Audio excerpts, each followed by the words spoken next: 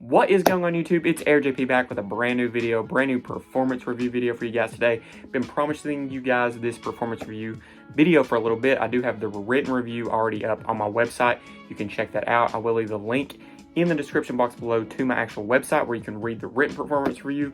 But as I said, guys, let's go ahead and jump right into this actual video performance review on the Nike Zoom Greek Freak 2.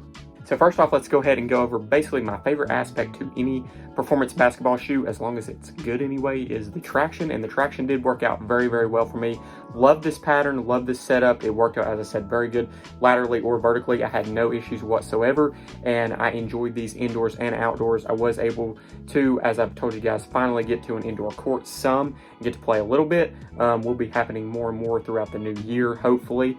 But as I said, overall, they worked really good indoors and outdoors. I actually just got done playing in these for another, I would say, hour and a half or 2 hours. That was outdoors tonight that I played, and they worked out very well again. My only issue that I gave in my written performance review is that I thought that if you played in them outdoors over and over again, they could start to rub, the nubs could start to rub off a little bit, but I still don't really have any wear to this point. Even on the heel drag and toe drag and everything, there's nothing that's really came off too bad. I mean, you obviously can see some wear and things like that, but at the same time, I actually thought that they may wear off faster than they have been, but to this point, they've done really well, and actually they pretty much became my go-to shoe at this very moment. Until I start testing something else, these are a very fun shoe to play in, and as I said, you're not going to be disappointed with the traction whatsoever. Going over the fit just a little bit, I did give these guys a 3, once again, as I did with the traction with my rating system.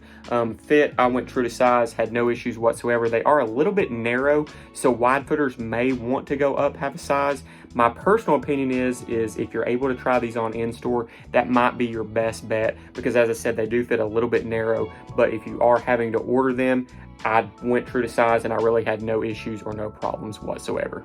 So far, we went over the traction and the fit on these guys. I rated them both a 3, which is a perfect score on my grading system on performance basketball sneakers. We're gonna move straight into the lockdown section, where I also gave these guys a 3 as well. Had no issues whatsoever, felt very locked and contained basically at all times, whether I was playing indoors or outdoors, had no issues whatsoever. You do have a nice TPU section here on the outside that does keep you very locked in, sustained feeling into the shoe. And as I said, I had no issues or complaints whatsoever from a lockdown standpoint. I was actually very impressed, to be honest, with them being a little bit on the lower top or lower inside of a basketball shoe. A lot of times they do give me issues with previous ankle injuries and things like that, but there was definitely no issues whatsoever with these guys. I felt very safe pretty much at all times, and I actually really liked them, as I said, from a lockdown standpoint. Moving right along to the cushion, guys, I do think that the cushion on the shoe is a strong point for me personally, but at the same time, it's going to be a downfall for some that they end up making them not like the shoe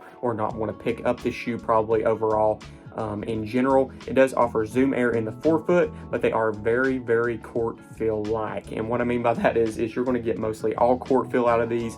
I actually had a few instances when I played outside where the next day my knees were absolutely killing me after I played in them, just from the fact of there just is not a whole lot of cushion overall. When I did play in them indoors, I didn't have quite as much issues, but I did have still a great amount of court feel. So if you're looking for a super cushion sneaker like a LeBron, these are probably not going to be the sneakers for you. If you do like some of the earlier Kyrie models, I do think that you'll really like these. I almost feel like that's what it kind of reminds me of, is maybe like a Kyrie 1, 2, or 3.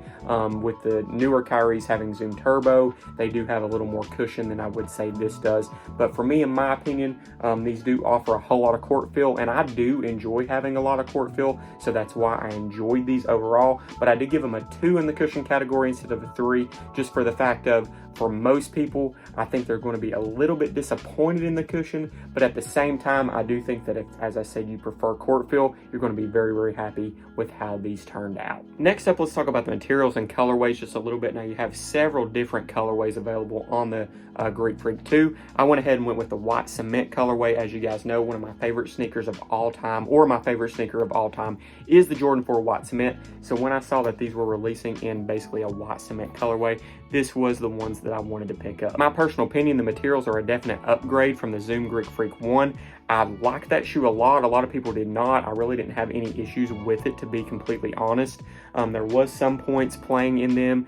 I have the All Brothers colorway, or the very first colorway that released, and you do have a translucent section in a couple areas on the traction or the outsole, and that did give me a little bit of issue, but it was not the same as what some other people had.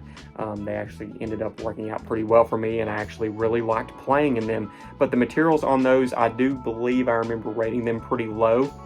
I did feel that they were pretty cheap.